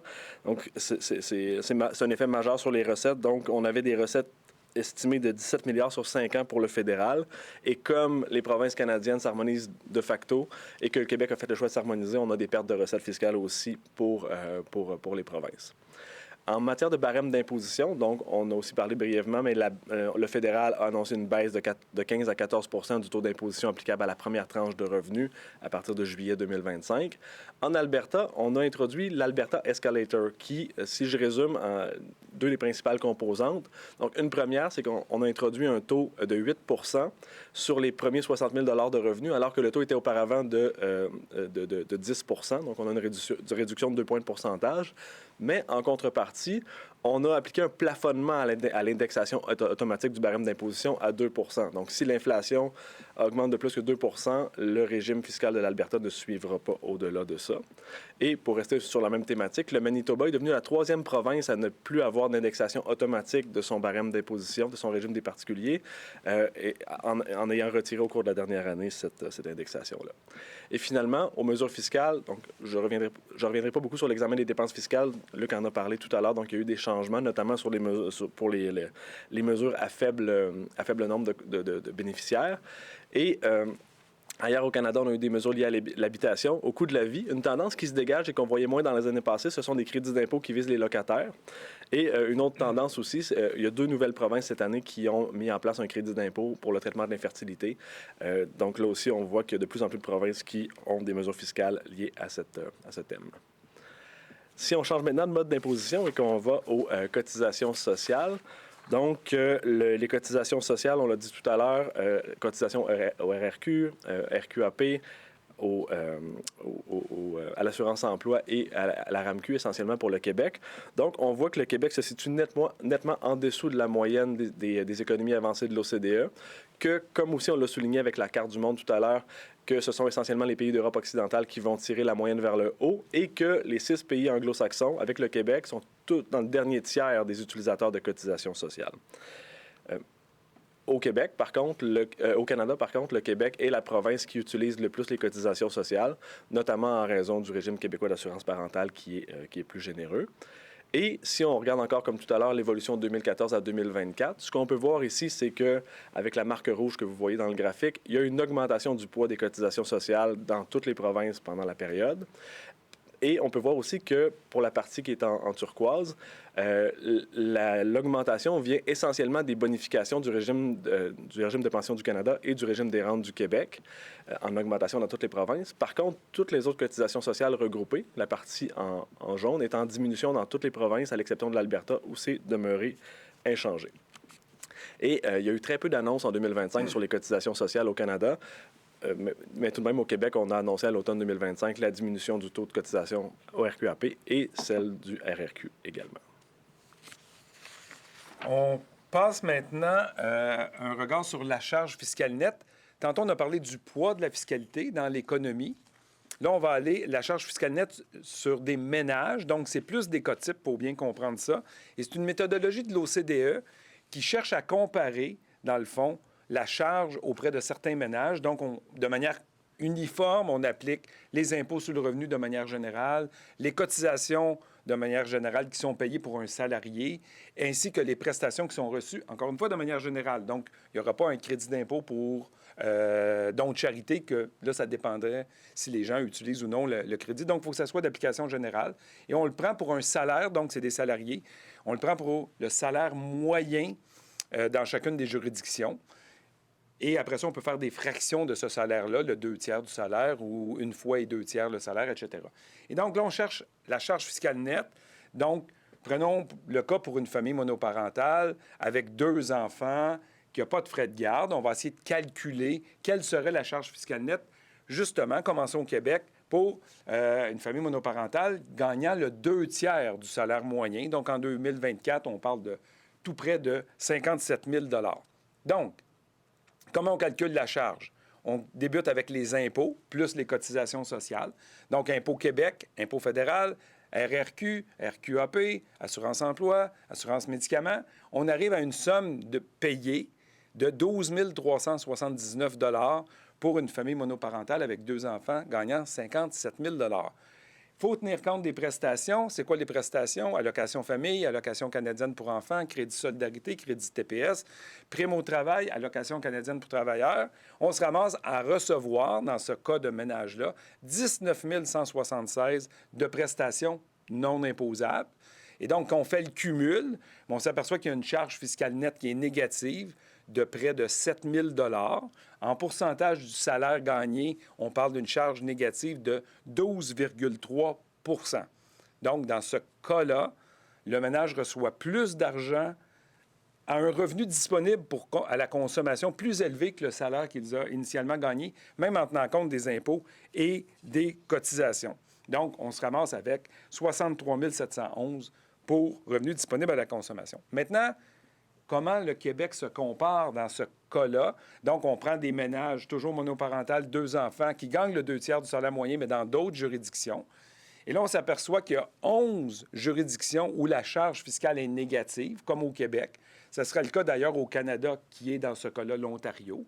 Mais on s'aperçoit qu'il y a 18 juridictions qui, même si c'est une situation pas très favorable, le 2/3 du salaire moyen monoparental, 2 enfants, il y a quand même des juridictions où la charge est positive. Donc, au Québec, deuxième endroit où la charge est non seulement la plus faible, elle est la plus faible, mais avec un versement de prestations excédentaires aux impôts payés cotisations. On garde le même niveau de revenus, mais on dit maintenant, au lieu de regarder monoparental, on va regarder un célibataire, une personne seule célibataire. Et donc, on s'aperçoit que dans ce cas-là, au même niveau de revenus, au lieu d'être la charge la deuxième plus faible dans le cas de monoparental, elle devient la 7e plus élevée pour le Québécois célibataire qui gagne le 2/3 du salaire moyen. Donc, un écart où, au départ monoparental, on est sous la moyenne. Célibataire, on devient au-dessus de la moyenne, au-dessus du résultat de l'Ontario également. Et donc, on comprend assez bien qu'il se passe de quoi si on gagne un même revenu, mais avec ou sans présence d'enfants. L'écart entre les deux situations, c'est au Québec, où dans ce niveau de revenu-là, l'arrivée de 2 enfants dans le ménage entraîne la plus grande réduction de la charge fiscale nette. On constate également que c'est le même cas pour le Canada, qui serait l'Ontario à 27 %, le Québec, c'est 36 %. Puis la bonne nouvelle, si on regarde l'ensemble des pays sans regarder l'ampleur, bien, l'arrivée d'enfants versus monoparental versus célibataire, dans tous les cas, ça va réduire la charge fiscale nette, ce qui est quand même assez logique parce qu'il y a plus de dépenses à assumer dans le cas d'une famille monoparentale par rapport à un célibataire. Donc, je poursuis avec un autre sujet qui est à la fois intéressant, mais qui amène souvent son lot de confusion. On va parler du taux effectif marginal d'imposition, ce que certains appellent le TEMI. Donc, c'est quoi? C'est sur une variation de revenus. Ce n'est pas l'impôt qu'on vous payez, c'est sur l'impôt que vous allez payer sur une variation de revenus. Vous allez gagner 1 000 $ de plus. Qu'est-ce qui vous reste dans vos poches sur le 1 000 $? Donc, ce qu'on enlève sur le 1 000 $, c'est les impôts additionnels sur le 1 000 $, les cotisations additionnelles sur le 1 000 $ et les prestations que vous pourriez perdre parce que vous vous êtes enrichi de 1 000 $.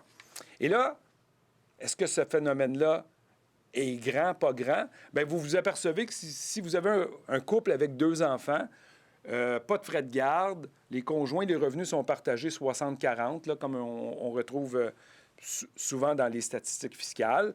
Et donc, vous vous apercevez que si le revenu est très, très, très bas, à 25 000-30 000, bien, allez gagner 1 000 $ de plus, l'État va vous prélever autour, là, vous voyez, autour de 10 %. Vous allez conserver donc 900 $ sur le 1 000 $ additionnel que vous allez faire. C'est toujours sur la variation de 1 000 $. Mais vous regardez entre 48 et 57 000 $ si vous avez le malheur, c'est une fausse expression, mais si vous avez le bonheur d'aller gagner 1 000 $ de plus, bien, sur le 1 000 $ de plus, il y en a 90 % qui va aller au fisc, puis il va rester 10 % pour vous.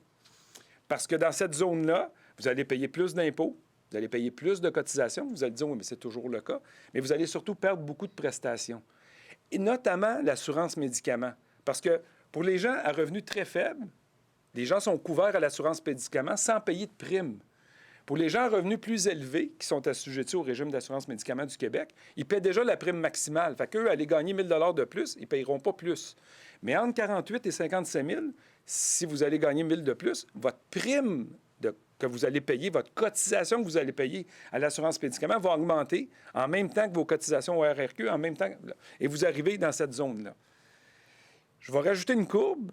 Je rajoute la courbe que s'il n'y a pas de bouclier fiscal, donc le ministre des Finances a annoncé dans son budget de mars 2025 l'abolition du bouclier fiscal pour l'année 2026, mais là, on a regardé les calculs en 2025, mais en absence de bouclier fiscal, vous voyez que la ponction prise par l'État, l'ensemble des administrations publiques, sur 1 000 $ de plus, ça ne serait plus 90 %, mais ça serait presque 98 %.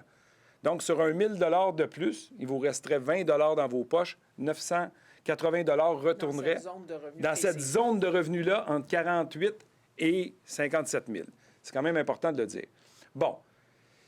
Lors des consultations prébudgétaires qui débutent aujourd'hui, mais celles qui ont débuté il y a un an, la Chaire avait suggéré de non pas abolir le bouclier fiscal, mais de le bonifier. Et là, vous voyez que si la proposition de bonifier le bouclier fiscal avait été retenue, notamment en incluant des composantes additionnelles dont mettre dans le bouclier fiscal l'assurance médicaments du Québec, bien, on aurait encore un TMI élevé dans une zone entre 48 et 57 000, mais quand même plus modeste que la situation qui prévalait en 2025 ou qui prévaudra en l'absence de bouclier. Et là, je rajoute une dernière courbe, c'est promis, c'est quels étaient les TMI qui existaient il y a 10 ans. Donc, oui, il y a toujours une bosse de TMI dans une zone. C'était pas la même, c'était pas 48 à 57, c'était beaucoup plus tôt entre 34 et 45 000. Mais vous voyez que le taux maximum de l'époque était plus faible qu'il ne l'est aujourd'hui. Ça veut dire que les actions des gouvernements depuis 10 ans ont aggravé les TMI plutôt que de les résorber. On a également une autre section du bilan qui traite de données sur les contribuables québécois. Celles-là, les données sont tirées essentiellement des statistiques fiscales des particuliers et des statistiques fiscales des T1. Et un des indicateurs qu'on a choisi de vous présenter aujourd'hui, c'est la proportion des contribuables, des déclarants, dans le fond, qui sont imposables et non imposables. Donc, les contribuables imposables, ce sont ceux qui ont de l'impôt à payer au provincial. Donc, les données proviennent de l'impôt provincial. Pour les provinces, ce sont les données des T1 pour les provinces. Désolé, c'était un peu confus. Et donc, si on a un contribuable non imposable, c'est qu'il gagne soit pas suffisamment pour avoir de l'impôt à payer ou parce qu'il bénéficie de mesures fiscales qui éliminent l'impôt à payer. Contrairement à une croyance répandue, le Québec a une proportion de contribuables non imposables qui est plus faible que la moyenne canadienne. Donc, 31,2 des contribuables sont non imposables, alors que la moyenne canadienne est de 34 et que dans les 3 provinces de l'Ouest canadien, on est au-dessus de 36 comme proportion. Et donc, pour le Québec, 31,2, 68,8, c'est pour l'ensemble des déclarants. Si on répartissait ces déclarants-là selon l'âge, on voit que de 25 à 44 ans et de 45 à 64 ans, sans surprise, parce que ce sont les groupes qui sont les plus susceptibles de se retrouver dans la population active, mais la proportion de contribuables non imposables est autour de 20 %. Lorsqu'on s'intéresse aux contribuables de 65 à 69 ans ou de 70 à 74 ans, on voit que la proportion des contribuables non imposables augmente significativement. On est plus aux alentours de 40 %. Et lorsqu'on regarde les contribuables de moins de 25 ans ou ceux de 75 ans et plus, là, la proportion des contribuables non imposables dépasse la moitié, dépasse les 50 %. Ce n'est pas... Il n'y a rien de particulièrement surprenant là-dedans, mais néanmoins, c'est un des rôles du bilan aussi de venir mettre des données précises sur ces constats-là, sur ces impressions-là qu'on peut faire. Toujours dans la même veine, en s'intéressant aux contribuables et à leur âge, on voit que le graphique présente sur l'axe vertical le taux d'impôt moyen, puis sur l'axe horizontal le revenu imposable moyen. Donc, on voit qu'à de 25 à 29 ans, les contribuables, le revenu imposable moyen avoisine les 45 000 $ et le taux moyen d'impôt se situe à 10,5 %. Et là, lorsqu'on avance en âge, et on... Oui, c'est vrai, effectivement. Merci, Suzy. On est uniquement à l'impôt du Québec. Et donc, plus on avance en âge, jusqu'à 45-49 ans, puis le constat serait très similaire chez les 50-54 ans. On atteint le sommet, autour de 70 000 $ de revenus imposables moyens, puis de 14 % pour le taux moyen d'impôt sur le revenu.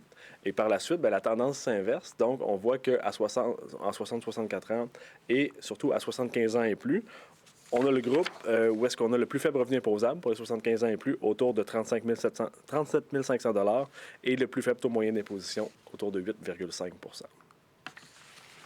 On arrive à une autre analyse que nous avons faite, c'est dire si au lieu d'appliquer aux Québécois la structure fiscale du Québec, on appliquait la structure fiscale d'une autre province. Dans le cas du tableau ici, c'est la structure fiscale de l'Ontario. Donc, on dit, on garde les contribuables québécois avec leurs mêmes revenus, leur même consommation, et on regarde qu'est-ce qu'ils auraient payé en plus si on appliquait le système d'imposition de l'Ontario. À l'impôt sur le revenu, on aurait payé 11 milliards de moins. En cotisation sociale, on aurait payé 1,6 milliard de moins. En taxes à la consommation, 2,4 milliards de moins pour grosso modo 15 milliards. Ça, c'est si on appliquait le système ontarien. En toute objectivité, si on appliquait le système ontarien, il faut l'appliquer jusqu'au bout. On aurait moins de crédits d'impôt remboursables et on aurait moins de prestations famille. Et donc, l'écart net de fardeau fiscal entre le Québec et l'Ontario, c'est 7,5 milliards ou 6,8 en proportion de ce qu'on collecte au Québec avec le régime d'imposition québécois. Bon, 6,8 gardez ça en banque. C'est l'Ontario ici que j'ai encerclé, mais on l'a fait pour les 9 autres provinces. Puis vous voyez que bien, si on avait pris le système d'imposition de la Colombie-Britannique, on serait à 16,4. Si on avait pris l'Alberta, on serait à moins 22,6, une fiscalité plus faible.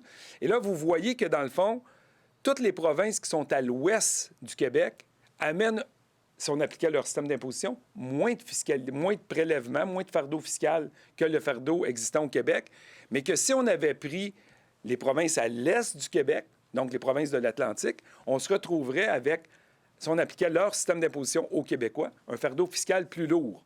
Donc le Québec est vraiment le milieu de la peinture. Si on regarde à l'est, leur système d'imposition appliqué aux Québécois mènerait un fardeau plus lourd. Si on regarde à l'ouest, les autres provinces, leur système d'imposition appliqué aux Québécois mènerait un fardeau fiscal plus léger.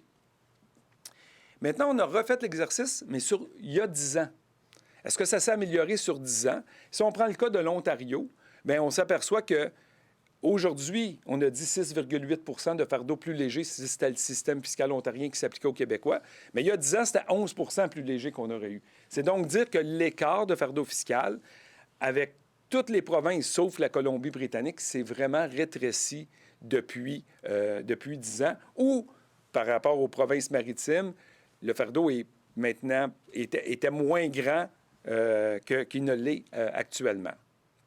Donc, je pense que c'est important de faire le point, mais je sais que le graphique reste quand même un peu complexe à comprendre.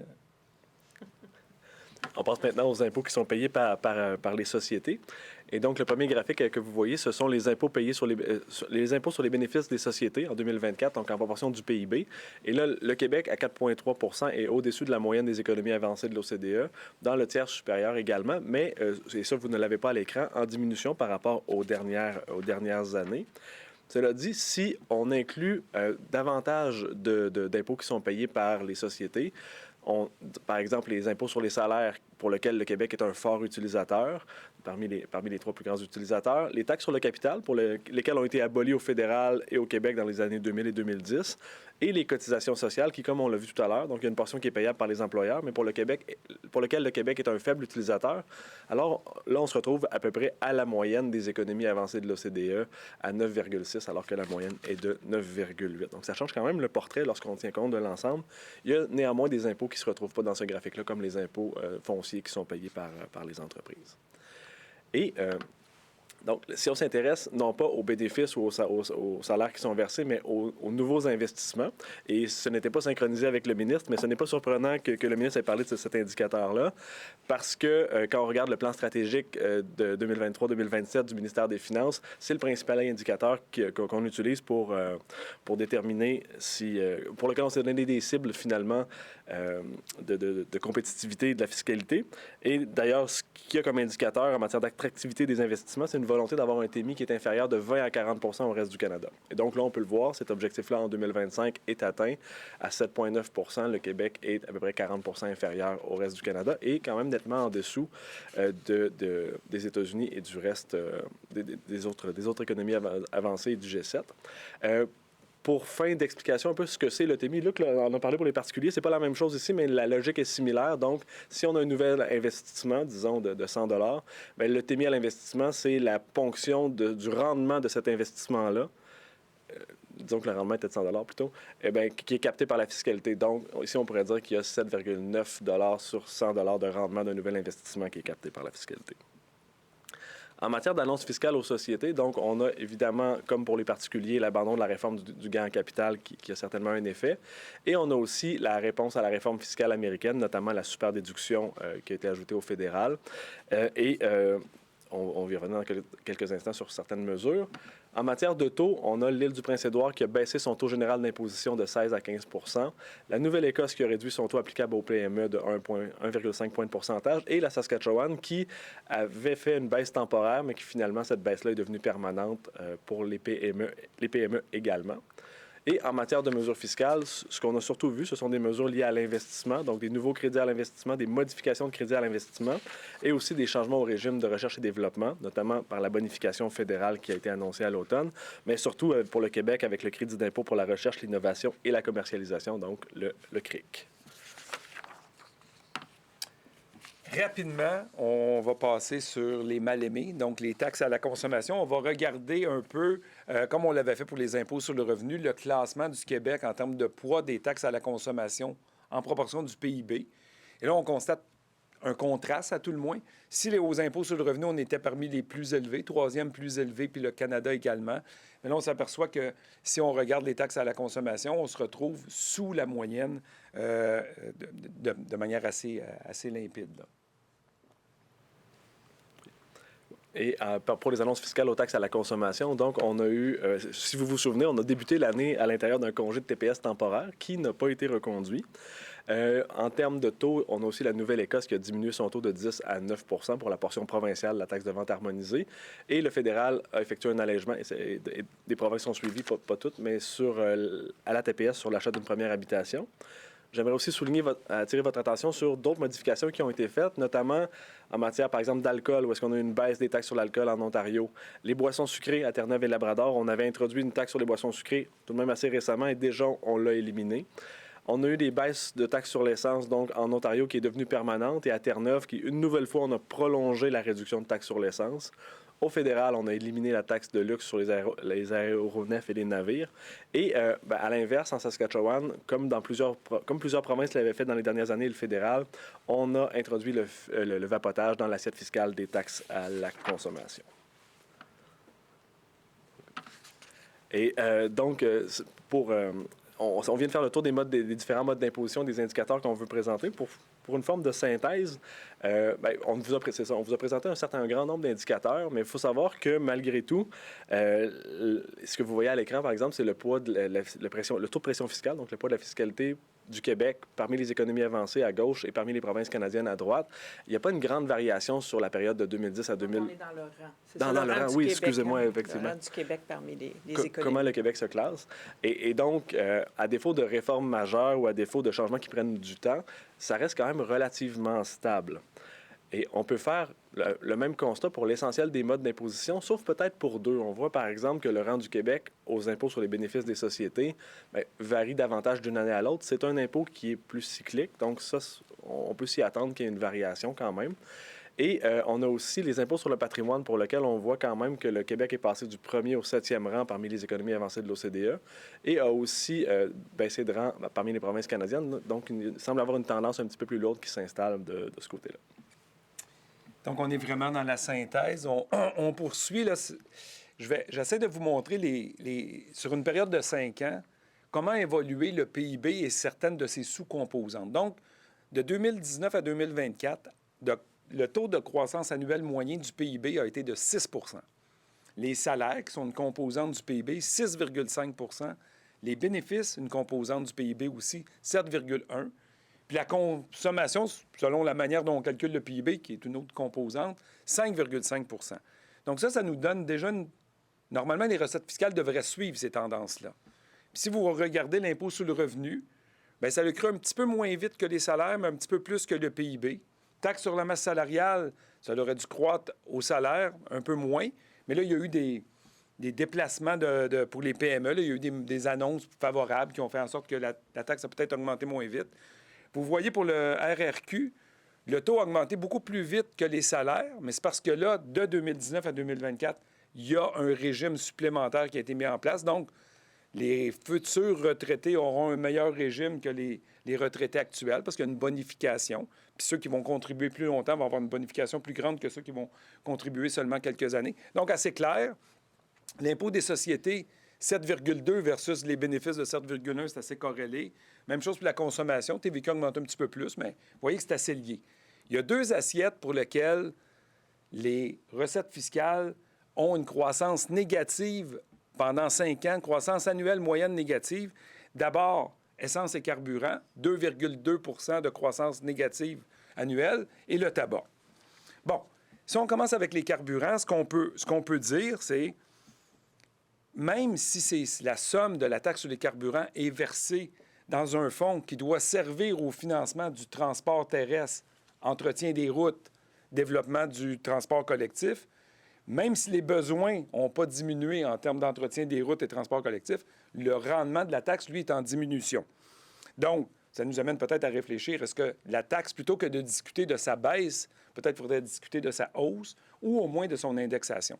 Du côté du tabac, même si en 2024, on a augmenté les taux de taxes sur le tabac, on a un rendement annuel moyen négatif.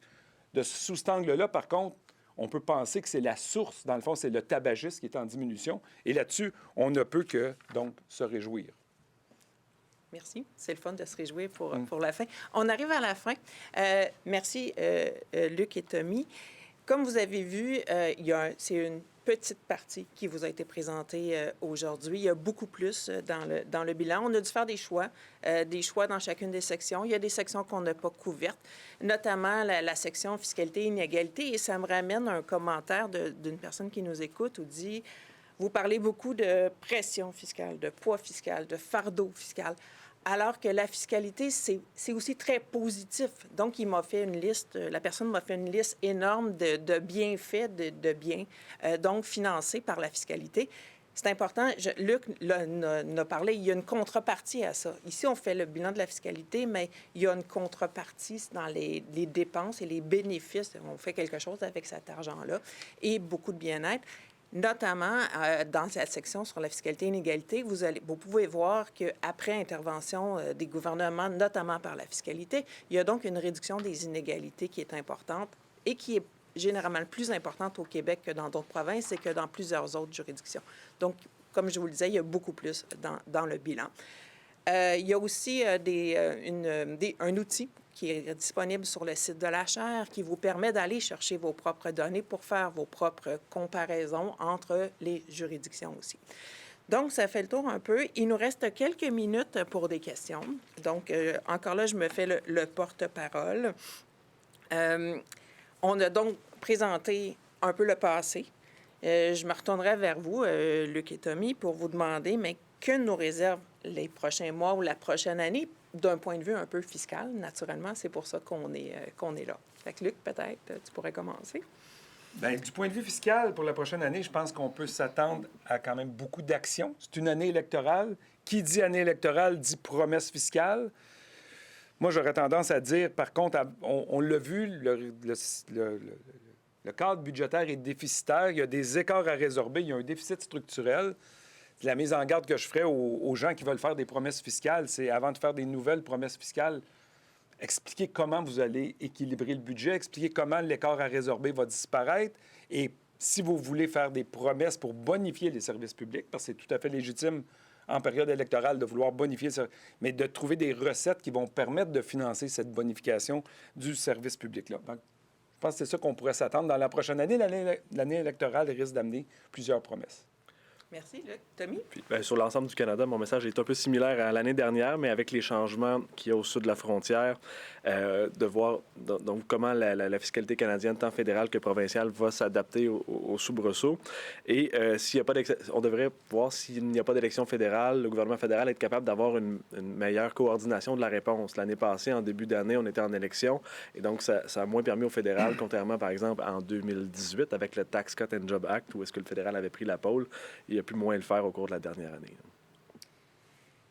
Dans ta synthèse, Tommy, tantôt, tu présentais les impôts sur le patrimoine où le rang du Québec est maintenant plus bas, donc l'importance que ça a diminué avec le temps. Je ne peux pas faire autrement. Au printemps dernier, l'Union des municipalités du Québec a donc lancé un chantier sur l'avenir des finances publiques et de la fiscalité municipale. Les consultations sont coprésidées par 2 anciens ministres des Finances, donc Mme Monique Jérôme-Forget, M. Nicolas Marceau, mais il y a aussi vous deux qui êtes là comme experts pour les appuyer dans ces consultations-là. vous pouvez toujours, mais sans dévoiler de secret, vous avez peut-être quelque chose à nous dire. On va sûrement donc entendre parler aussi de fiscalité municipale lors des prochains mois. Je pense assurément on va en entendre parler. Tantôt, j'ai parlé des taxes à la consommation comme étant des mal-aimés. Mais je pense qu'on pourrait mettre le même épithète aux impôts fonciers. Je pense que c'est un impôt qui est mal aimé. Puis quand on regarde son évolution au fil des années, que ce soit 5 ans, 10 ans, 15 ans, bien, l'impôt foncier, parce que les élus prennent des décisions de rabaisser le taux, l'impôt foncier a augmenté moins vite que la valeur foncière. L'impôt foncier a augmenté moins vite que les recettes du gouvernement du Québec, moins vite que les recettes du gouvernement fédéral. Je pense que ça, à garder en tête, il faut ramener un peu d'amour autour de l'impôt foncier. Ce n'est pas un mauvais impôt nécessairement. Parce que là aussi, c'est utilisé à quelque chose. Exactement. Aussi. Et tantôt, si le ministre disait que le plan québécois des infrastructures était en augmentation, la part relative du municipal, elle a diminué dans les dernières années. Donc, il y a un enjeu aussi de revenu là. Il y a aussi le fait qu'il y a quand même eu des réformes visant à diversifier les revenus municipaux dans les dernières années, mais ça ne se traduit pas encore en des recettes importantes. Donc, il y a certainement un travail à faire aux recettes, aux dépenses aussi, mais aux recettes, il y a un travail à faire de ce côté-là. Merci. Puis le temps a vraiment filé, là, fait que je vous ramène, mais je vous repose quand même la question. On a parlé de ce qu'on s'attend dans la prochaine année, mais là, j'irai avec qu'est-ce que vous souhaiteriez pour la prochaine année? Donc, brièvement, donc des souhaits pour la prochaine année, des souhaits fiscaux pour la prochaine année. Indirectement, je reste encore avec des messages aux politiciens. La bourse du carbone, il faut qu'elle résiste aux promesses qu'il risque d'y avoir. C'est un mécanisme qui est logique, c'est un mécanisme qui est efficace. Et donc, il faudrait plutôt penser à le renforcer. Même chose pour l'écofiscalité. Il faudrait davantage penser à renforcer l'écofiscalité que vouloir l'éliminer. Donc, ce serait ça un souhait pour 2026. Puis plutôt que d'aller dans une autre direction, je vais aller dans la même direction. Donc, il y a quand même des vents de face sur tout ce qui est fiscalité comportementale. On l'a vu avec Terre-Neuve aussi, qui a éliminé sa taxe sur les boissons sucrées. Il ne faudrait pas exclure ça du coffre à outils des gouvernements. Ça peut être très efficace par moment. Bien, merci beaucoup. Merci à vous deux. Très, très bon travail encore cette année d'essayer d'intéresser les gens à la fiscalité de cette façon-là et à notre bilan. Donc, merci beaucoup. C'est tout pour nous cette année. Je tiens quand même à remercier encore une fois nos partenaires financiers, l'Ordre des CPA du Québec et l'Association de planification fiscale et financière. Je l'ai eu. Donc, merci à vous, puis à l'an prochain, certainement pour ça. Et à suivre nos autres événements aussi au cours des prochains mois. Il y en aura d'autres. Merci.